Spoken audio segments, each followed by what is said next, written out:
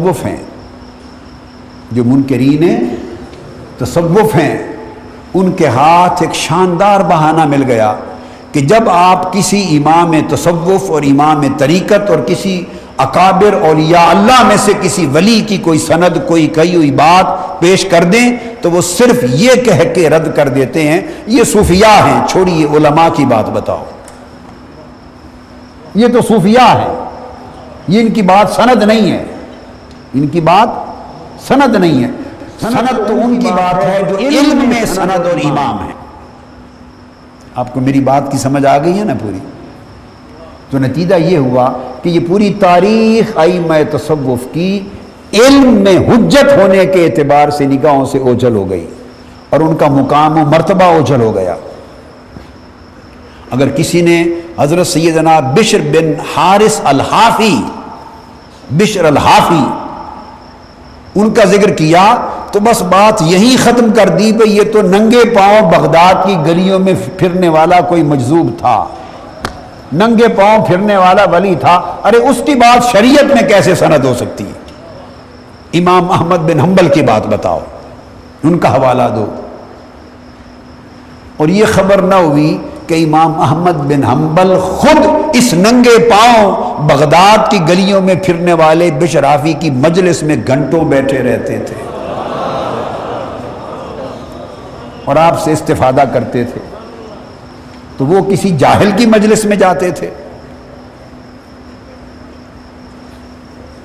اب میری بات کو سمجھ گیا نا؟ تو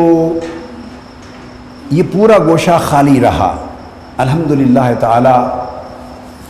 باہر اس قیام کے دوران جو حدیث میں میں مسلسل کام کر رہا ہوں، اللہ پاک کی توفیق سے اور اس کا اذن اور توفیق ہو تو تکمیل پذیر ہو جائے۔ وہ 25 سے 30 ہزار احادیث کا مجموعہ ہے جو جامع السنہ اس کتاب کے نام سے مرتب کر رہا ہوں۔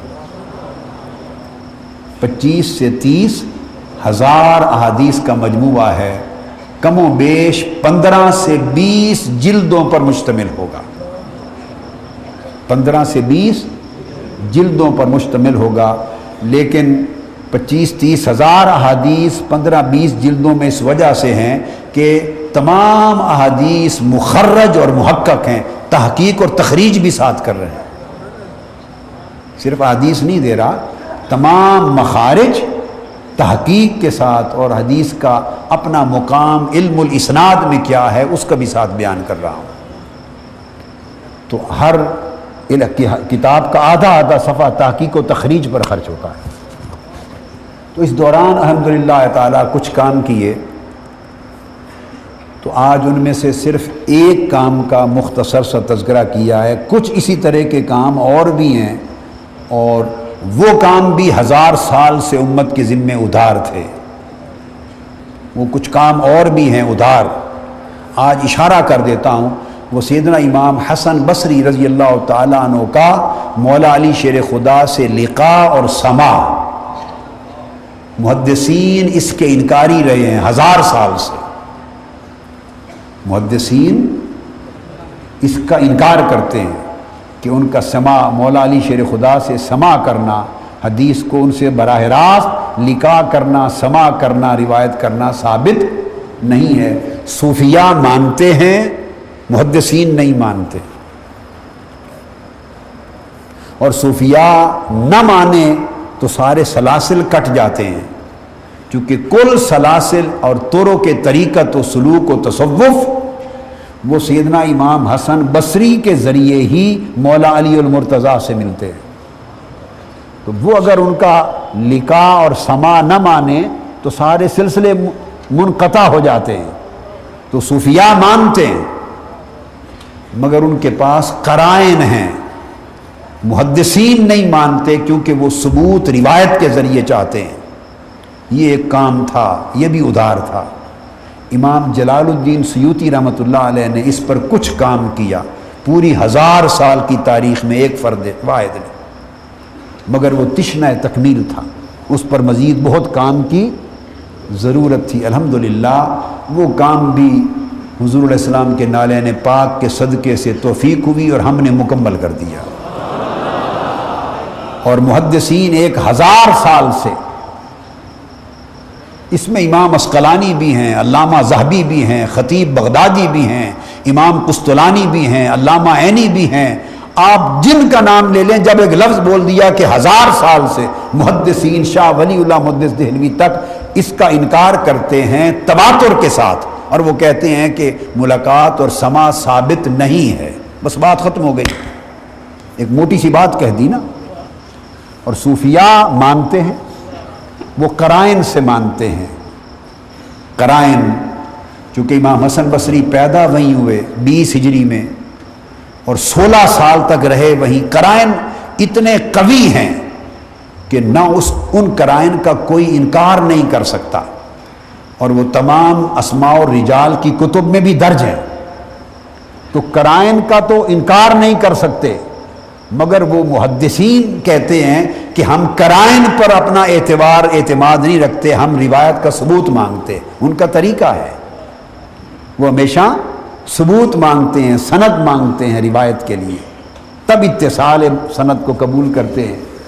تو وہ کمی تھی، کام خلیج تھی جو 1000 سال سے چلی آ رہی تھی۔ امام جلال الدین سیوطی نے کچھ کام تھوڑا کیا تھا الحمدللہ تعالی،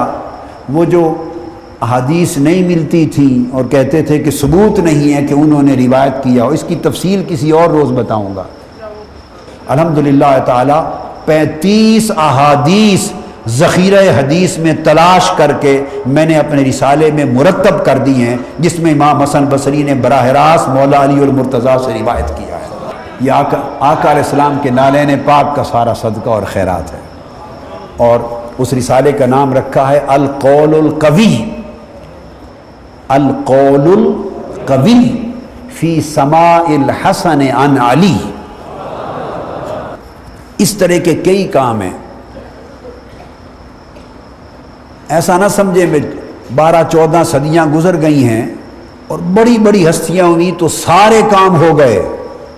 اور ابھی کچھ کرنے والا کام باقی نہیں رہ گیا، اور آگے قیامت تک کوئی اور نیا کام نہیں ہوگا، نہیں، بات ایسے علم کے باب میں نہیں ہوتی۔ ہزارہا کام ابھی ایسے ہیں، ہمارے بعد لوگ آتے رہیں گے، تشنا ہوں گے اور وہ کرنے والے ہوں گے، اور اللہ جس جس کے حصے میں جو توفیق دے گا وہ کرتے رہیں گے۔ یہ حضور کے دین کی خدمت کا کام ہے، قیامت تک جاری رہنا ہے، قیامت تک۔ ایسی بات نہیں ہے کہ جو سارے کام جو زمانہ گزر گیا اس میں ہو گئے، تو اگر باقی کوئی کام کرنے کو رہ ہی نہیں گیا تو پھر قیامت ہی تشریف لے آئے، باقی تو صرف بدی ہی کرنے کو رہ گئی ہے اور گناہ ہی کرنے کو رہ گئے ہیں، تو پھر تو قیامت آ جانی چاہیے۔ بڑے کام ہیں، میں آپ کو بتا رہا ہوں، جو آنے والے وقتوں میں اللہ کی توفیق ہوتی رہے گی، لوگ کرتے رہیں گے، اور جس دور میں اللہ پاک جس کو جتنا خزانہ، جتنا حصہ اس کے نصیب میں رکھتا ہے وہ اس کو دے دیتا ہے، وہ اس دور میں کام کر کے حضور کی امت کے سپرد کر دیتا ہے، اور ہر دور میں کسی نہ کسی کو کچھ حصہ دیتا رہتا ہے نیا، وہ اس دور میں کر کے امت کو دے دیتا ہے، اور یہ اللہ کا عمل قیامت تک جاری رہے گا، خواہ قرآن کی تفسیر کا کام ہو یا حدیث کی شرح کا کام ہو۔ اس لیے جس طرح خدا اور رسول کی کوئی حد نہیں ہے، اس طرح ان کے عطا کردہ علوم و معارف کی بھی کوئی حد نہیں ہے، یہ ہوتے رہیں گے۔ بس اتنا ہے کہ وہ بڑے لوگ تھے، ان کو سمندروں کے حساب سے دیا گیا، ہم بہت چھوٹے لوگ ہیں، ان کے خوشہ چین ہیں، ہمیں قطروں کے حساب سے دیا گیا،